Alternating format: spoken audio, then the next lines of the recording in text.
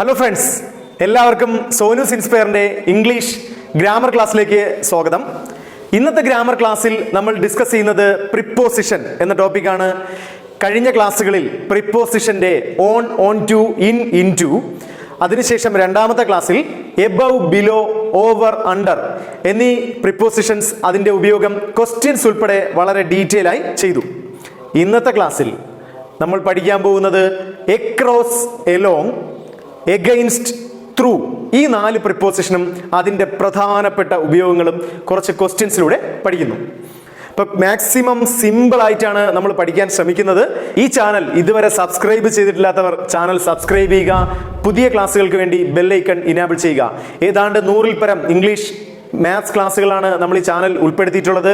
പ്ലേലിസ്റ്റിൽ topic wise ആയിട്ട് കൃത്യമായിട്ട് arrange ചെയ്തിട്ടുണ്ട്. ഈ ക്ലാസ്സുകൾ മാക്സിമം പ്രയോജനപ്പെടുത്തുക. ഇനി നമുക്ക് ടോപ്പിക്കിലേക്ക് കടക്കാം. ഇന്ന് നമ്മൾ പഠിക്കാൻ പോകുന്ന 4 prepositions across, along, through, against ഈ 4 പ്രിപ്പോസിഷൻ്റെയും ഏറ്റവും അടിസ്ഥാനപരമായ ഉപയോഗമാണ് ആദ്യം നമ്മൾ പഠിക്കുന്നത്. അപ്പം അത് പഠിക്കാനായി നമ്മളൊരു കൊച്ചു കഥയിലൂടെയാണ് പഠിക്കാൻ ശ്രമിക്കുന്നത്. അപ്പം കഥ ഇത്രയേ ഉള്ളൂ. കുട്ടികളുടെ പ്രിയപ്പെട്ട കഥാപാത്രമാണ് ഡോറ. ഇപ്പൊ ഡോറയുടെയും ബുജിയുടെയും ഇന്നത്തെ ടാസ്ക് എന്താണെന്ന് ചോദിച്ചാൽ, ഈ മതിലിനടുത്ത് ചാരി വച്ചേക്കുന്ന ഈ ടെഡി ബിയറിനെ എടുക്കുക. ഇപ്പൊ ടെഡി ബിയറിനെ എടുക്കാനായിട്ട് ഡോറ സഞ്ചരിക്കേണ്ട പ്രധാനപ്പെട്ട 3 ഓബ്സ്റ്റക്കിൾസ്, 3 തടസ്സങ്ങൾ ഇതാണ്. 1, ഒരു തിരക്കേറിയ റോഡ്. 2, ഒരു കൂറ്റൻ ടണൽ. അത് കഴിഞ്ഞൊരു നദി. ഇതെല്ലാം കഴിഞ്ഞ് വേണം ഡോറയ്ക്ക് ഈ മതിലിനടുത്തേക്ക് എത്താൻ. അപ്പോൾ ഈ ഡോറ ഈ മതിലിൽ ചാരി വച്ചേക്കുന്ന ഈ ടെഡി ബിയർ എടുക്കുമ്പോഴേക്കും നമ്മൾ ഈ 4 പ്രിപ്പോസിഷൻ്റെയും അടിസ്ഥാന ഉപയോഗം പഠിച്ചിരിക്കും. ശ്രദ്ധിക്കുക. ഇപ്പൊ ഡോറ ആദ്യം ചെയ്യുന്നത് ഈ തിരക്കേറിയ റോഡ് മുറിച്ച് കടക്കുന്നു. ഇപ്പൊ എങ്ങനെയാണ് നമ്മൾ പറയുന്നത്? Dora is walking across the road എന്നായിരിക്കും പറയുന്നത്. Dora is walking across the road. കാരണം ഒരു 2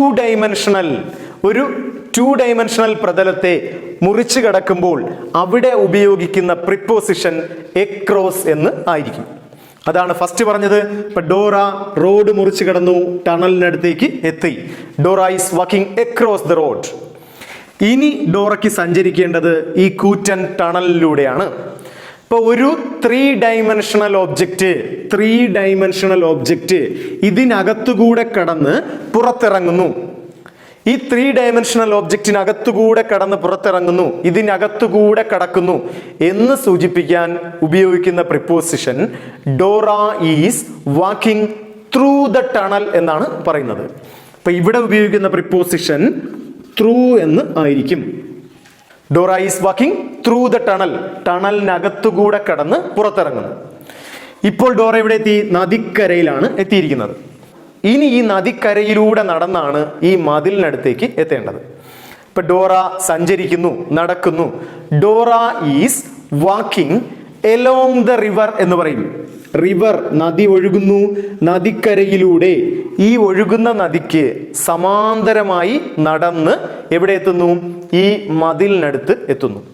അപ്പോൾ ഒരു പ്രതലത്തിന് സമാന്തരമായി സഞ്ചരിക്കുന്നുവെങ്കിൽ അവിടെ ഉപയോഗിക്കുന്ന പ്രിപ്പോസിഷൻ എലോങ് എന്ന് ആയിരിക്കും. Dora is walking along the river എന്ന് പറയും. നദിക്കരയിലൂടെ നടക്കുന്നു, സമാന്തരമായി നടക്കുന്നു. അപ്പൊ അവസാനം എവിടെ എത്തി? ഈ മതിലിനടുത്തെത്തി. മതിലിനടുത്തെത്തിയപ്പോൾ കണ്ടത് somebody put the teddy bear against the wall. ആരോ ഈ മതിലിൽ ചാരിയാണ് ആരെ വച്ചേക്കുന്നത്? ഈ ടെഡി ബിയറിനെ വച്ചേക്കുന്നത്. ഇപ്പം somebody puts the teddy bear against the wall. ഈ മതിലിൽ ചാരി വച്ചിരിക്കുന്നു എന്ന് പറയുമ്പോൾ അവിടെ ഉപയോഗിക്കുന്ന പ്രിപ്പോസിഷനാണ് against the wall. ഇപ്പൊ 4 പ്രിപ്പോസിഷന്റെയും അടിസ്ഥാന ഉപയോഗം നമ്മൾ പഠിച്ചു കഴിഞ്ഞു. ശ്രദ്ധിക്കുക. ഫസ്റ്റ് പറഞ്ഞു റോഡ് ക്രോസ് ചെയ്തു. ഒരു 2 ഡൈമെൻഷണൽ പ്രതലം ക്രോസ് ചെയ്യുമ്പോൾ എക്രോസ് ആണ് ഉപയോഗിക്കുന്നത്. Dora is walking across the road. Then അടുത്ത് കണ്ടത് ഒരു ടണലിനകത്തുകൂടെ കടന്ന് പുറത്തിറങ്ങുന്നു. ഒരു 3 ഡൈമെൻഷണൽ ഓബ്ജക്റ്റിനകത്തുകൂടെ കടക്കുന്നു എന്ന് സൂചിപ്പിക്കാൻ Dora is walking through the tunnel. അങ്ങനെ ഡോറ എവിടെ എത്തി? നദിക്കരയിലെത്തുന്നു. ഇനി ഈ നദിക്കരയിലൂടെ സഞ്ചരിക്കണം. അങ്ങനെയാണെങ്കിൽ ഒരു പ്രതലത്തിന് സമാന്തരമായി സഞ്ചരിക്കുമ്പോൾ അവിടെ ഉപയോഗിക്കുന്ന preposition Dora is walking along the river. അവസാനം എവിടെ എത്തുന്നു? ഈ മതിലിനടുത്ത് എത്തുന്നു. അവിടെ വെച്ചപ്പോൾ കണ്ടത് somebody puts the teddy bear against the wall. ആരോ ഈ ടെഡി ബിയറിനെ മതിൽ ചാരി വച്ചിരിക്കുന്നു. അപ്പൊ ചാരി വച്ചിരിക്കുന്നു എന്ന് പറയുമ്പോൾ അവിടെ ഉപയോഗിക്കുന്നു എഗെയിൻസ്റ്റ് ദ വാൾ എന്ന് പറയുന്നു. അപ്പോൾ ഈ 4 പ്രിപ്പോസിഷന്റെയും ബേസിക് കൺസെപ്റ്റ് നമ്മൾ പഠിച്ചു. ഇനി നമ്മൾ നോക്കുന്നത് ഇത് ക്വസ്റ്റ്യനിൽ എങ്ങനെയായിരിക്കും ചോദിക്കുന്നതെന്ന്. അപ്പൊ ശ്രദ്ധിക്കുക, ആദ്യത്തെ question, he rides dash the dense forest. അവൻ റൈഡ് ചെയ്തത് ഒരു ഡെൻസ് ഫോറസ്റ്റ്, ഒരു നിബിഡ വനത്തിലൂടെയാണ്.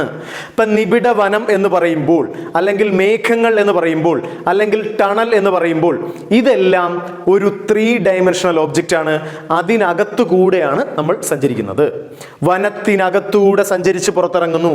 അങ്ങനെ വരുമ്പോൾ ഒരു ഒബ്ജക്റ്റ് ഇതിനകത്തൂടെ സഞ്ചരിക്കുന്നു എന്നാണ് പറയുന്നത്. ത്രൂ ദ ഫോറസ്റ്റ് എന്നാണ് answer. He rides through the dense forest. ഇതാണ് answer. Second question, he swam dash the river. നദി ഒഴുകുന്നു, ഈ നദിക്ക് കുറുകെ നീന്തുന്നു. നദിക്ക് കുറുകെ നീന്തുന്നു എന്ന് പറയുമ്പോൾ അവിടെ ഉപയോഗിക്കേണ്ട പ്രിപ്പോസിഷൻ സ്വാം എക്രോസ് ദ റിവർ എന്നാണ് പറയുന്നത്. ഒരു 2 ഡയമെൻഷണൽ ഒബ്ജക്റ്റ് അതിനെ ക്രോസ് ചെയ്യുമ്പോൾ ഉപയോഗിക്കുന്നത് എക്രോസ് എന്ന പ്രിപ്പോസിഷൻ. ഇവിടെ across. Third question, don't lean dash the wall. മതിലിൽ ചാരി നിൽക്കരുത് എന്നാണ് പറയുന്നത്. ഇപ്പൊ ലീൻ എന്ന് പറഞ്ഞാൽ ചാരി നിൽക്കുക എന്നാണ് പറയുന്നത്. മതിലിൽ ചാരി നിൽക്കരുത് എന്ന് പറയുമ്പോൾ എഗെയിൻസ്റ്റ് എന്നാണ് അവിടെ ഉപയോഗിക്കുന്ന പ്രിപ്പോസിഷൻ. എഗെയിൻസ്റ്റ്, ഇതാണ് വാൾ. അതിലെന്ത് ചെയ്യുന്നു? ഒരു ഏണി ചാരി വെച്ചിരിക്കുന്നതായിട്ടാണ് കാണിക്കുന്നത്. അപ്പൊ ഇങ്ങനെ വെക്കുന്നതിനെ നമ്മൾ പറയുന്നത് എഗെയിൻസ്റ്റ് എന്നാണ് പറയുന്നത്. അപ്പൊ ഇത്രയേ ഉള്ളൂ. ഒരു മതിൽ, അവിടെ ചാരി വെക്കരുത്, എഗെയിൻസ്റ്റ് എന്നാണ് ഉപയോഗിക്കുന്ന പ്രിപ്പോസിഷൻ. ഇവിടുത്തെ preposition against. Don't lean against the wall. Fourth question, there is a bridge dash the river. അപ്പൊ നമ്മൾ ശ്രദ്ധിക്കുക, ഇതാണ് നദി. നദിക്ക് കുറുകെ ഒരു പാലം നിർമ്മിച്ചിരിക്കുന്നു. നദിക്ക് കുറുകെ പാലം നിർമ്മിക്കപ്പെട്ടാൽ അവിടെ ഉപയോഗിക്കുന്ന പ്രിപ്പോസിഷനും എക്രോസ് എന്ന് ആയിരിക്കും. there is a bridge across the river എന്നാണ് പറയുന്നത്. അപ്പൊ ഇവിടെ ശ്രദ്ധിക്കുക, there is a bridge across the river. നദിക്ക് കുറുകെ നിർമ്മിക്കപ്പെട്ട പാലം. അടുത്ത question, they walked dash the bridge. ഇപ്പൊ ഇതാണ് പാലം എന്ന് ചിന്തിക്കുക. ഈ പാലത്തിലൂടെയാണ് നടന്നു പോകുന്നത്. പാലത്തിന് സമാന്തരമായി, പാലത്തിലൂടെ നടക്കുന്നു, സമാന്തരമായി സഞ്ചരിക്കുന്നു. അവിടെ ഉപയോഗിക്കുന്ന പ്രിപ്പോസിഷൻ എലോങ് എന്ന് ആയിരിക്കും. ഇപ്പൊ ഇവിടെ ഉപയോഗിക്കുന്നു എലോങ്. ഇവിടെ ശ്രദ്ധിക്കുക, നദിക്ക് കുറുകെ പാലം, എക്രോസ് ദ റിവർ. ഇവിടെ പറയുന്നത് ബ്രിഡ്ജിലൂടെ നടക്കുന്നു, പാലത്തിലൂടെ നടക്കുന്നു, സമാന്തരമായാണ് സഞ്ചരിക്കുന്നത്. അങ്ങനെയാണെങ്കിൽ along the bridge. Then last question, it is very difficult to swim dash the current. current എന്ന് പറഞ്ഞാൽ ഒഴുക്കെന്നാണ്. ഒഴുക്കിനെതിരെ നീന്തുക എന്ന് പറയുന്നത് വളരെ പ്രയാസമേറിയ ഒരു ടാസ്ക് ആണ്. അതുകൊണ്ട് തന്നെ എതിരെ നീന്തുക, ഒഴുക്കിനെതിരെ നീന്തുകയാണ് പ്രയാസമേറിയ ടാസ്ക്. എതിരെ എന്ന് പറയുമ്പോൾ എഗെയിൻസ്റ്റ് എന്നാണ് വരുന്നത്. ഇപ്പം ഒന്ന് ചാരി വയ്ക്കുന്നു എന്ന കൺസെപ്റ്റിലും എതിരെ എന്നുള്ള കൺസെപ്റ്റിലും രണ്ടിടത്ത് ഉപയോഗിക്കുന്നത് എഗെയിൻസ്റ്റ് എന്ന പ്രിപ്പോസിഷനാണ്. It is very difficult to swim against the current. എതിരെ എന്ന അർത്ഥത്തിൽ എഗെയിൻസ്റ്റ് എന്ന പ്രിപ്പോസിഷൻ ഉപയോഗിക്കാറുണ്ട്. ഓക്കെ, അടുത്ത ക്വസ്റ്റ്യൻ നോക്കാം. The trees are lined dash the road. ഇപ്പൊ ട്രീസ് ലൈൻ ആയിട്ട് പാതയോരം. ഇപ്പൊ ശ്രദ്ധിക്കുക, ഇവിടെ നമ്മൾ ശ്രദ്ധിക്കേണ്ട ഒരു കാര്യം, ഇതാണ് നമ്മുടെ റോഡെന്ന് വിചാരിക്കുക. ഈ റോഡിന്റെ സൈഡിലായിട്ട് വരി വരിയായി മരങ്ങൾ വച്ച് പിടിപ്പിച്ചിരിക്കുന്നു എന്നാണ് പറയുന്നത്. അപ്പൊ അങ്ങനെ നോക്കുമ്പോൾ ഇതാണ് റോഡ്, അതിന് സമാന്തരമായി ആണ് ഈ മരങ്ങൾ വച്ച് പിടിപ്പിച്ചിരിക്കുന്നത്. അപ്പൊ സമാന്തരമായി ചെയ്തിരിക്കുമ്പോൾ അവിടെ വരേണ്ട പ്രിപ്പോസിഷൻ എലോങ് ദ റോഡ് എന്നാണ് വരേണ്ടത്.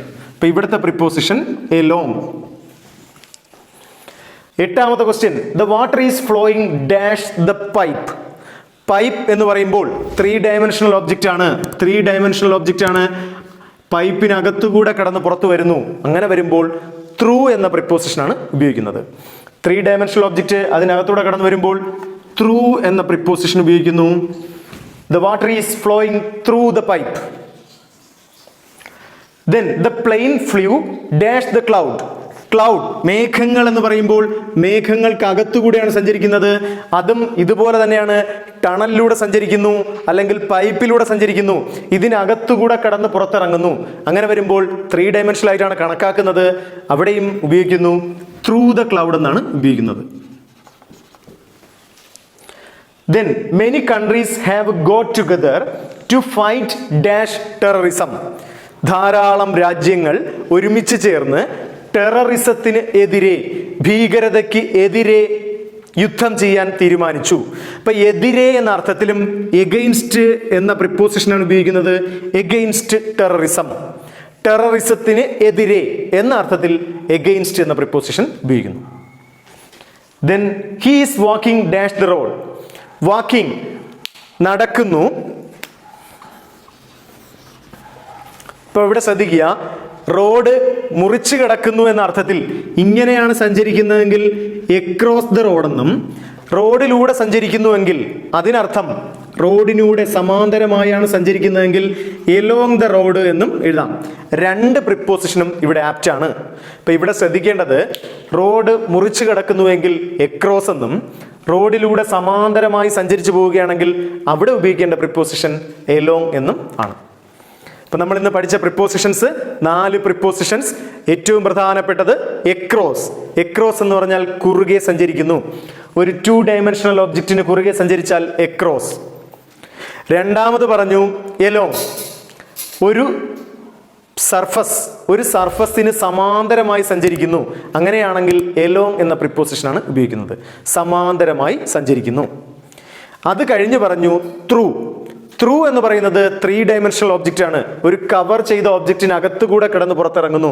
അങ്ങനെയാണെങ്കിൽ ത്രൂ എന്ന പ്രിപ്പോസിഷൻ ഉപയോഗിക്കുന്നു. എഗെയിൻസ്റ്റ് ഉപയോഗിക്കുന്നത് ചാരി വച്ചിരിക്കുന്നു എന്ന കൺസെപ്റ്റിലാണ് ഉപയോഗിക്കുന്നത്. അതുപോലെ തന്നെ എതിരെ എന്ന കൺസെപ്റ്റിലും എഗെയിൻസ്റ്റ് എന്ന പ്രിപ്പോസിഷൻ ഉപയോഗിക്കുന്നു. അപ്പോൾ ഈ വീഡിയോ നിങ്ങൾക്ക് ഉപകാരപ്പെട്ടുവെങ്കിൽ തീർച്ചയായും ലൈക്ക് ചെയ്യുക, കമൻറ്റ് ചെയ്യുക.